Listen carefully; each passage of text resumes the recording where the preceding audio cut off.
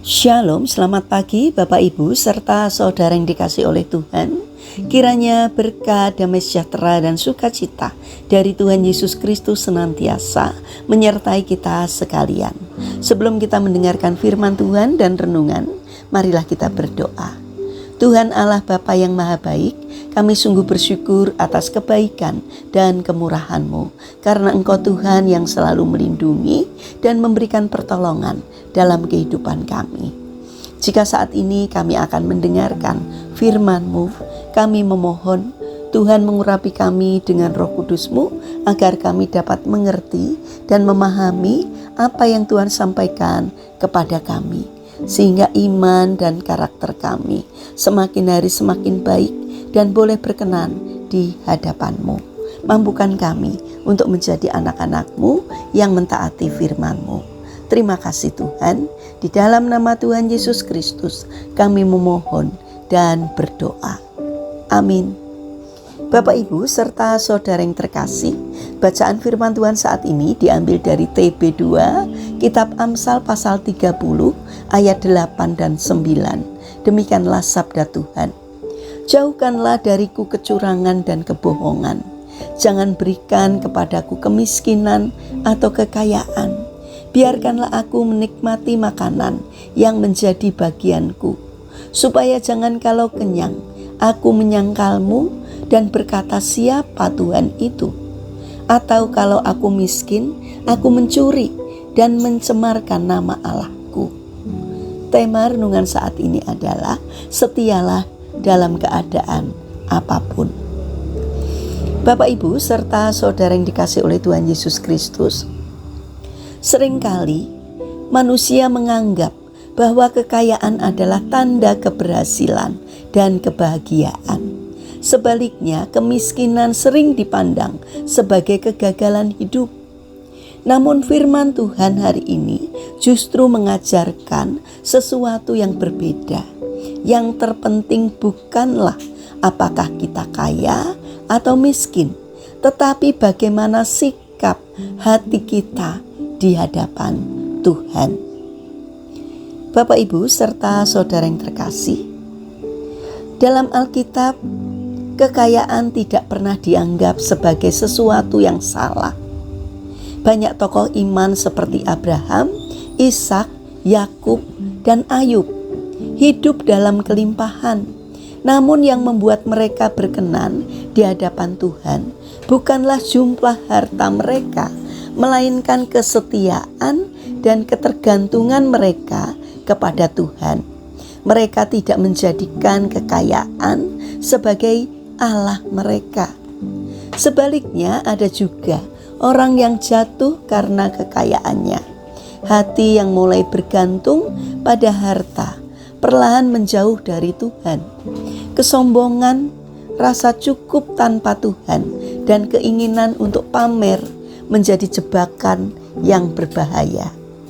Itulah yang terjadi pada Raja Hizkia ketika ia memamerkan seluruh kekayaannya kepada utusan Babel.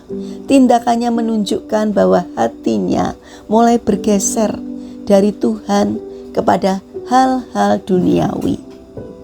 Namun firman Tuhan juga mengingatkan bahwa kemiskinan pun bisa menjadi batu sandungan. Ketika hidup dalam kekurangan, seseorang bisa tergoda untuk berbuat dosa, seperti mencuri atau bahkan menyalahkan Tuhan. Karena itu, Agur bin Yake berdoa dengan sangat bijaksana. Ia tidak meminta kaya, juga tidak ingin miskin, tetapi cukup sesuai dengan kebutuhannya. Bapak Ibu serta saudara yang terkasih, ada ilustrasi sederhana yang bisa kita lihat dalam kehidupan sehari-hari. Ada seorang pegawai yang hidup sederhana, namun selalu bersyukur dan setia beribadah. Ia tidak memiliki banyak, tetapi hatinya penuh damai. Di sisi lain, ada seorang pengusaha sukses yang memiliki segalanya, tetapi hidupnya gelisah jauh dari Tuhan dan selalu merasa kurang. Dari dua kisah ini kita belajar bahwa damai sejahtera tidak ditentukan oleh jumlah harta, melainkan oleh kedekatannya dengan Tuhan. Kesaksian lain datang dari seseorang yang pernah mengalami dua kondisi hidup, saat sangat berkekurangan dan saat berkelimpahan. Ia mengakui bahwa justru di masa sulit ia merasa sangat dekat dengan Tuhan karena ia bergantung penuh kepadanya. Namun ketika hidupnya mulai mapan, tanpa sadar ia mulai jarang berdoa dan merasa bisa mengandalkan dirinya sendiri. Dari pengalaman yang seperti itu, ia belajar bahwa hati manusia mudah sekali berubah jika tidak dijaga. Bapak, Ibu, serta saudara yang terkasih, melalui firman Tuhan hari ini kita diajak untuk memiliki hati yang tetap setia, baik dalam keadaan kurang maupun berkelimpahan.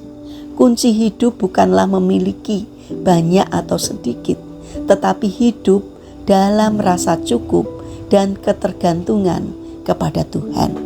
Mari kita belajar berkata, Tuhan, cukupkanlah kami dengan apa yang Engkau berikan, dan jagalah hati kami agar tetap setia kepadamu. Mari kita berdoa. Tuhan Yesus yang Maha Baik, ajarilah kami untuk memiliki hati yang selalu bersyukur dan setia kepadamu dalam segala keadaan. Jauhkan kami dari kesombongan saat berkelimpahan dan dari keputusasaan saat kekurangan. Biarlah hidup kami selalu bergantung kepadamu. Bapa yang Maha Baik, kami berdoa untuk bangsa dan negara kami. Berkatilah bangsa kami agar dapat menjadi bangsa yang semakin bijaksana dan tidak mudah terpengaruh oleh kelompok orang-orang yang tidak bertanggung jawab. Tolonglah agar semakin banyak orang yang memiliki karakter baik di negara kami, supaya bangsa kami semakin hidup makmur dan sejahtera karena berkat dari Tuhan. Berkatilah para pemimpin bangsa kami. Berikanlah kebijaksanaan-Mu agar di dalam memimpin negara ini seturut dengan kehendak-Mu. Bapa yang Maha Kasih, kami berdoa bagi mereka yang mengalami kesulitan hidup. Kiranya Tuhan membimbing mereka sehingga mereka menemukan jalan keluar. Kiranya Tuhan berkenan hadir untuk menolong dan memberkatinya. Saat ini kami berdoa bagi mereka yang terbaring sakit. Kami memohon belas kasih kemurahan-Mu.